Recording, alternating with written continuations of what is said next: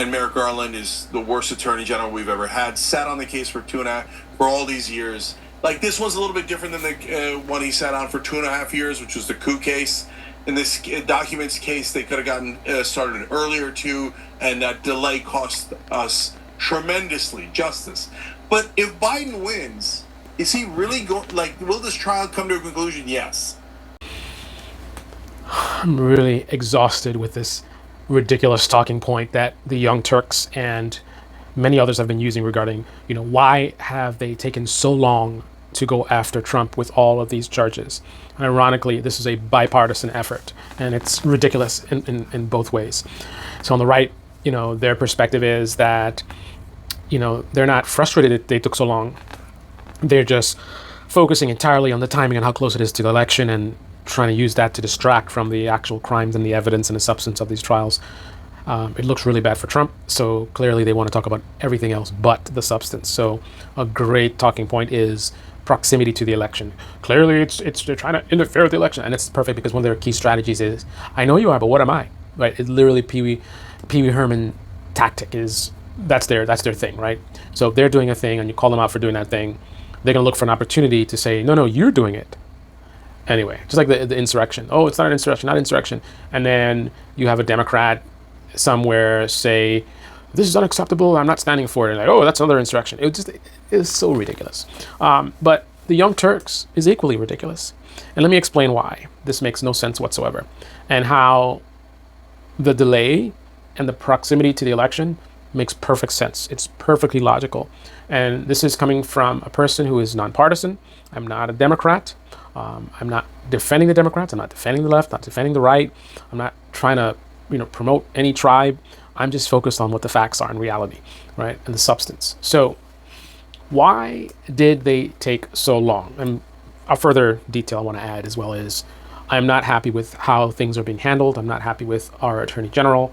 So don't think that, I'm some guy that's, a apologist for the Attorney General. No, I'm not happy with them, right? But I'll tell you where my actual concern comes from in terms of the timing of the trial. Not the trial, but the timing of charging Trump. My frustration comes from the civilian Donald Trump, who was allowed to get away with so much for decades, right? That is the actual embarrassment. That is the actual government corruption, right? That actually happened, that the Young Turks should focus their attention on if they want to talk about the delays in holding Trump accountable, right? That has been going on for decades, right? Ironically, the complete opposite is happening now. They're moving absolutely at light speed, right? Relative to, the reality of what it takes to do what they're doing, right? Because on one hand, you have decades gone by and no charges. And on this hand, you have them going after him very hard for something that just happened within the last few years. So comparatively speaking, it's actually lightning fast, ironically. But let's entertain the argument that the Young Turks makes and other people like them. So why didn't they charge Trump 2 years ago, right? They should have charged him years ago. Okay. Never before in history have we had a president that has done the things that Donald Trump has done, which puts us in a position to have to actually prosecute a former president to this degree. I know we had Nixon, and that's an exception anyway, but nothing like Trump with all the stuff he's done, which resulted in so many charges. We've never seen this before, right? And also the last time we had this kind of stuff going after a president was so long ago. I mean, most of you guys weren't alive, right? So it's a pretty big deal, right? And what comes with it being a pretty big deal is massive levels of visibility, massive levels of scrutiny in general, right? We're not even getting into the right-wing propaganda machine, but just in general, the idea of going after a former president is a tall order in the United States, where elites get away with stuff all the time, where presidents can get away with just about anything. And even presidents that are, so hated for bad things that they did can actually be rehabilitated later on and end up, invited on the mainstream media and actually liked by the masses, after a long time of being despised. So in that kind of a country, right, that has let so much go by, so many elites get away with things, the idea of going after a former president for so many charges, this is going to look very suspicious to many people who are going to wonder if it's partisan. They're going to wonder, this is not the norm. Normally, we see presidents getting away with stuff, right? So I understand that from a legal standpoint, the court of public opinion should not really matter, but it does matter, right? Because, you have a jury, and the jury can be, and most likely will be, influenced by public opinion, right? So if you have something and you don't do it right, so let's say we do what Cenk, or Cenk, I don't know how to pronounce his name. Let's say we did what he suggests that we should have done. So we rush this, and we right away, we got to charge Trump, we got to stop him, this is unacceptable, we got to hold him accountable, and we put the charges up. Instantly, the right-wing propaganda machine is going to go after the process hardcore. And with Trump having so much power, and his allies having so much power, they are going to be using all kinds of tricks and games, as they're doing now. But if you did it early, it will be much easier for them to basically poke a lot of holes in things. Because again, if you're going to do it quickly, right, you're not going to have the level of evidence, and you're not going to be able to build up as solid a case as they've been able to. So you're going to end up with a weak case with a lot of avenues for people to throw doubt, right? How come they only have one witness? Like, let's say they rushed it, and a lot of the witnesses that they ended up using, they didn't have enough time to discover these witnesses even existed. So their main witness is just like Michael Cohen, a known liar, right? Imagine if that's what they did. They rushed it, so they only have Michael Cohen and some other dude who seems kind of shady or whatever. Those are the only two main witnesses backing up what they're saying about Trump. Can you imagine Tucker Carlson, Fox News, Tim Pool, Steven Crowder, Ben Shapiro, all these clowns are going to go after this? And I shouldn't even really be calling them clowns, because it would be a clown show to move that quickly. And one of the reasons why it would be a clown show, because again, you're opening up yourself to making mistakes. You're opening up yourself to having a very weak case, right? So if Ben Shapiro in that world, in that reality, went after them and said, this is ridiculous. This is a weak case. Cohen is a main witness. I mean, Cohen is a liar, blah, blah, blah. And Ben Shapiro would be correct to say that, right? It would be a weak case. The idea of convicting a former president, and that's your evidence? First of all, that case, most likely, he should be found not guilty, because, in my view, that they haven't proven their case, right? Again, if Michael Cohen's the only guy you got, that's not going to do it, right? So he should be found not guilty, right? Then what's the impact of that? So they rush. It's sloppy. It ends up being weak, so they can't get all jurors to be like he's not guilty. I'm sorry, that he's guilty. So he gets off based on that. And then, oh my goodness, the aftermath of this. Can you imagine? We would have been through 2 to 3 years of some actually solid talking points of how they try to go after Trump with these bogus charges, right? It would be legit, because it's like, listen, how are you, again, trying to charge a former president of the United States with weak evidence, a weak case, right? Not taking your time to methodically go through and build up the evidence, build up the case, build up, a series of witnesses. So it's not just Michael Cohen, it's Michael Cohen and this other person, the other person. Another issue as well is moving quickly, like, for example, the documents case. Now, they took their time. They gave Trump every opportunity to just give the documents back, and then there would be no case. He would not have been charged. Now, even doing that, they're trying to pretend like they didn't do that. Like, he's pretending like, oh, he would have worked with them and he would have given the documents back and whatever. Now, can you imagine if they actually did rush and they didn't give him these opportunities? So that's actually a credible talking point. I mean, if you can manipulate people with an outright lie that, they didn't work with him, and can you imagine if that's actually true, right? If they really just said, like, give the documents back, and then he was like, no, and they're like, okay, you're going to jail, they charged him. Can you imagine the impact that would have across the board? And it's not just politically, because you're saying, oh, you shouldn't be worrying about politics. This is law. This is legal. Correct. However, it's deeper than that. The whole legal system consists of human beings, right? Human beings that are influenced by their experiences. If they rushed and tried to charge him right away, how would that look to the judge that they went to get the warrant? Would he have denied the warrant? Would he have given the warrant? Would Trump and his allies be able to successfully push back on things and make an argument that, the former president, give him a little bit of a chance to get the documents back. You know, yeah, rushing it, stupid idea.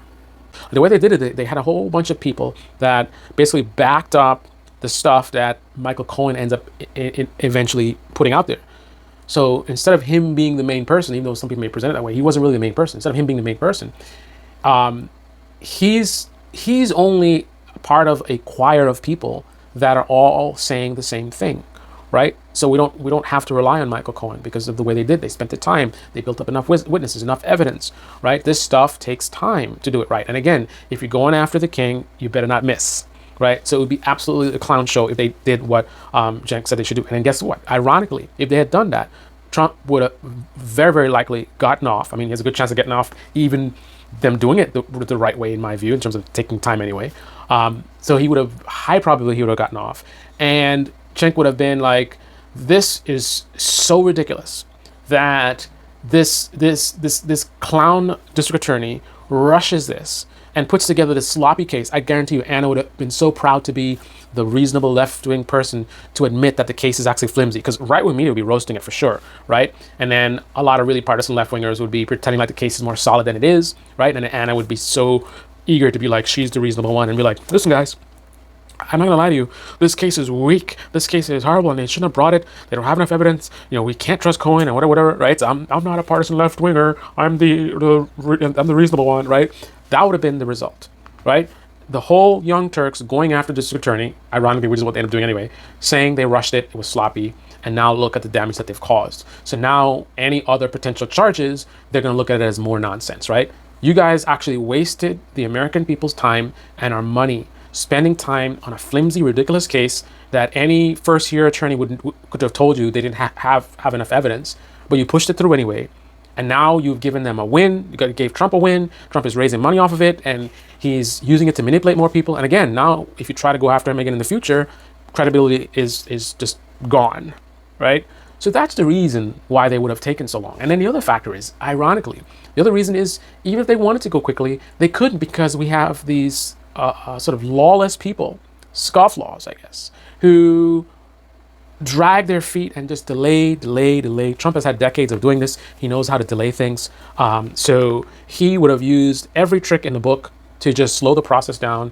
I mean, from defying subpoenas, all kinds of tactics. I mean, people have literally gone to prison, or jail rather, because of these types of tactics, where they say, hey, we're subpoenaing you, you have to come in and testify, and they just refuse to do it. So what are you supposed to do, right?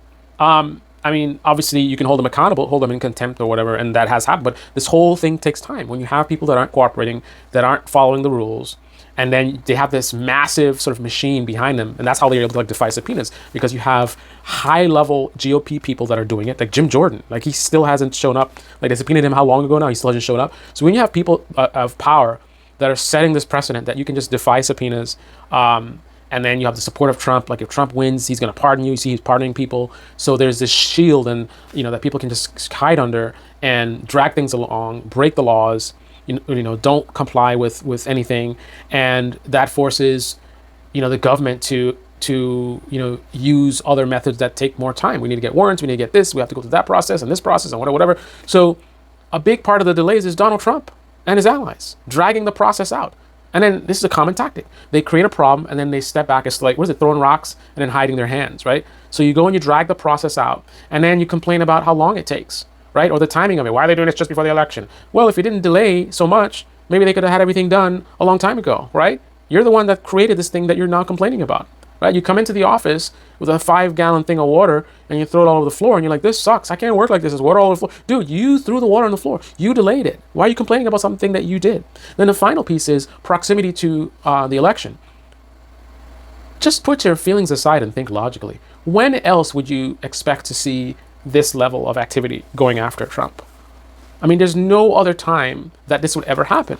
I mean, again, doing it quickly would be absolute clown show for the reasons I just expressed, right? And doing it after the election would be ridiculous. Trump wins, he dismisses the whole thing. You just wasted all this millions of dollars in time for nothing, right? So when is the exact time that you would expect to see a flurry of things like this? Not as close to the election as you could potentially risk in terms of going into overtime, because you absolutely have to get the stuff done before the election, right? You have to get done before the election, right? So you want to you want to use as much time as you can to do it right, right? Whether it takes 1 year, 2 years, 3 years, 4 years, 5 years, 6 years, 7 years, right? You would want to take up as much time. This case has to be rock solid, absolutely no mistakes made. You can have so much visibility, so much scrutiny. It has to be perfect. But there is a limit, right? You can't go 4, 5, 6, 7 years, because again, it cannot go past the election, right? So in theory, you could try to wrap things up by, say, October, but that would be sloppy. That's too risky. You're going to time it that close, right? So you want to go as close to the election where you still have enough of a buffer, where if there's a little delay here or there, you can still get it down the finish line before the election.